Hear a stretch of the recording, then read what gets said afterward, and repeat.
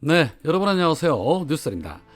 드디어 제21대 대통령 이재명 정부가 시작이 됐습니다. 첫 일정으로 현충원 참배를 시작으로 해서 방명록에는 함께 사는 세상, 국민이 주인인 나라, 국민이 행복한 나라, 국민과 함께 만들어 가겠다며 국민 주권 시대를 예고했습니다.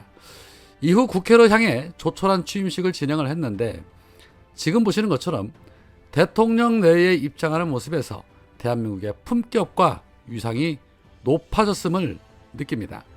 이후 취임사에서도 국민이라는 단어가 무려 44번이나 언급이 됐고 모든 국민을 아우르고 섬기는 모두의 대통령이 되겠다며 국민 대통합을 거듭 다짐했습니다.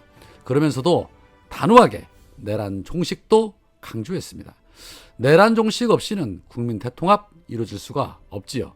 자, 그런데 취임식을 마치고 참석한 내빈들과 악수를 나누는 과정에 지금 보시는 것처럼 중앙대 2년 선배 권성동과 악수하는 장면이 있었는데 대통령과 악수를 한 뒤 곧바로 뒷짐지는 권성동, 김혜경 여사의 인사는 아예 받지도 않는 내가지 없는 모습이 연출이 돼서 눈살을 찌푸리기도 했는데 저런 행태 하나하나는 끝까지 승복하지 않겠다는 속마음의 표출인지라 앞으로 갈 길 쉽지 않아 보입니다.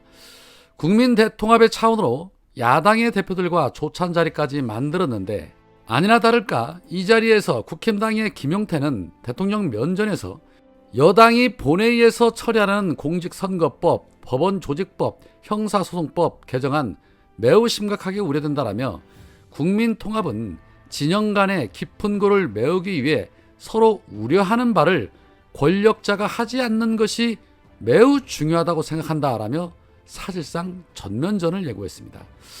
매번 사고는 지들이 쳐놓고 사고 수습하겠다는데 서로 우려하는 바를 하지 말자라고 하면 국정 운영하지 말라는 소리와 함께 끝까지 이재명 대통령의 발목을 잡겠다는 것 아니겠습니까? 그래서 국짐은 해체가 답인 것입니다. 국짐당이 하지 말라는 것만 하면 국정 운영은 대성공하는 겁니다. 민주당의 김용민 의원은 페이스북에 내일 강력한 내란특검법 통과로 내란 심판 시작한다. 김건희, 명태균 특검법, 최혜병 특검법도 동시에 처리하겠다. 이제 진실의 문이 열리고 정의가 실현된다라고 예고했습니다. 네, 국민들이 너무나도 기다리고 있었던 바입니다. 뉴욕타임즈 등 외신들은 일제히 한국 역사상 가장 강력한 대통령 중 한 명이 될 것이라면서 현재 여당인 민주당이 국회 다수 의석을 점하고 있어 막강한 권력 기반을 갖추게 될 것이다 라고 말했습니다. 그러라고 우리 국민들께서 강력한 힘을 모아준 것이죠. 여튼 오매불만 기다리던 강력한 이재명 정부의 시작으로 지금 우리 시민분들의 표정이 너무나도 밝은데 기대도 되고 기분도 너무너무 좋습니다. 자, 반면에 이준석 득표율 8.34%를 기록하며 10%를 넘지 못해 30억에 달하는 선거 보전 비용을 단 한 푼도 못 받게 되면서 빚더미에 앉게 됐는데 인생은 실전입니다. 축하드립니다. 그리고 7불사에 심어놓은 단 300만 원이라도 좀 꺼내서 갚아야 하지 않을까 싶습니다. 그리고 이번 투표에서는 동쪽과 서쪽의 표심이 다시 한번 명확하게 갈렸습니다. 강원, 대구, 경북, 부울경은 김문수가 앞섰습니다. 이에 유시민 작가는 국힘당이 어마어마한 저항을 할 것 같다. 통합 국면에서 쉽지 않겠다라고 말하기도 했는데 당연히 쉽지 않겠죠. 내란을 일으켰는데도 반성은커녕 적반하장으로 나오는 사람들을 야 우리가 남이가 라며 오히려 더 결집하는 사람들 이렇게나 많은데 얼마나 갈 길이 멀고 험합니까? 선거 결과를 보고 아마도 참담함을 느끼신 분들이 많으셨을 겁니다. 아무리 이재명 대통령이 통합을 외치고 네 편 내 편 구분 없이 잘 하려고 해도 이미 편향된 사고가 자리 잡은 사람들에게 그 진심을 전달하기란 쉽지가 않죠. 그럼에도 불구하고 이재명이라면 해낼 것입니다. 분명한 변화 있을 것입니다. 그 첫 번째는 바로 윤석열, 김건희 부부 등 내란 세력이 얼마나 악랄한 계획을 세웠는지 그리고 얼마나 파렴치하고 얼마나 더러운 짓을 했는지 하루라도 빨리 밝혀서 알리는 것입니다. 저들이 얼마나 부끄럽고 추악한 행위들을 벌였는지 그것을 알면 그나마 변화가 좀 있을 거라 봅니다. 하여 국무위원 인선도 지금 매우 중요한데 특히 이 법무부 장관 하마평에 윤호중, 김용민, 박균택, 박은정, 조은석 전 감사위원이 거론이 되고 있다고 하는데 윤호중만큼은 절대 반대입니다. 그리고 차기 검찰총장으로 구자연 광주고검 전 차장검사가 거론이 된다고 합니다. 추미애 장관 시절에 대변인과 중앙지검 차장 그리고 법무부 검찰국장 등 주요 요직을 맡았다가 윤석열 정권에서 인사로 인해 전보가 됐었는데 이번에 하마평에 오르고 있습니다. 아마 이문정 검사도 중요한 곳에 요직을 발령받지 않을까 기대가 되는데 뭐 특검거리가 차고 넘치니까 어느 특검이든 활약하게 될 거라 봅니다. 어찌됐든 이재명 대통령이 용산 대통령실에서 첫 업무를 시작하게 됐는데 국민들의 기대에 충분히 부응하는 그런 대통령이 될 것이다. 다 잘 해낼 것이다. 믿습니다. 이재명 대통령의 발언입니다. 지금 용산 사무실로 왔는데 꼭 무덤 같습니다. 아무도 없어요. 필기도구 제공해줄 직원도 없군요. 컴퓨터도 없고 프린터도 없고 황당무계합니다. 그래도 다행히 준비된 게 있어서 인선 발표를 하도록 하겠습니다. 존경하는 국민 여러분, 지금 우리는 경제와 민생 회복 그리고 지속 가능한 성장의 토대를 다시 세워야 할 시점입니다. 저는 오늘 국민에 대한 충직함과 책임 그리고 실력을 갖춘 인사들과 함께 국민 주권 정부의 새 출발을 시작합니다. 먼저 국무총리 후보자로 김민석 국회의원을 지명합니다.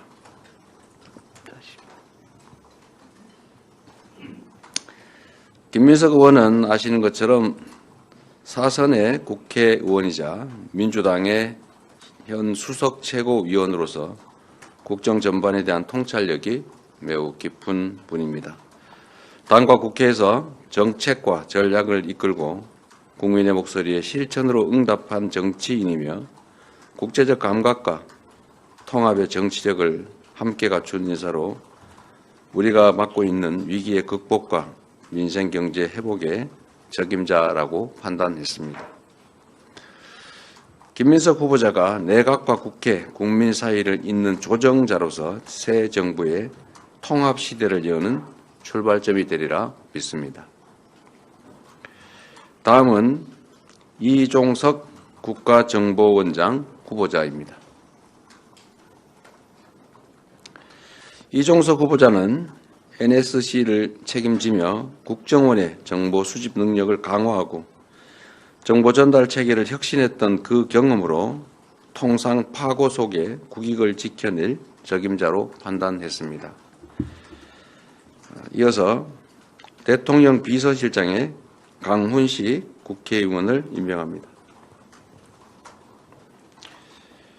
강훈식 실장은 7090 세대의 첫 비서실장으로 대통령실을 젊고 역동적인 공간으로 바꿀 적임자로 판단했습니다.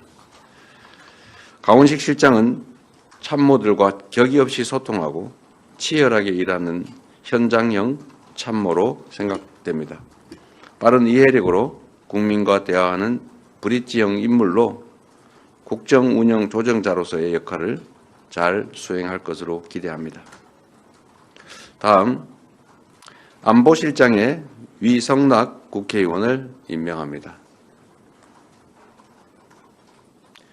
위성락 실장은 관련 분야에서 풍부한 정책 경험과 전문성을 바탕으로 외교 안보 분야 공약을 설계하고 국정철학에 대한 깊은 이해를 갖춘 인물입니다.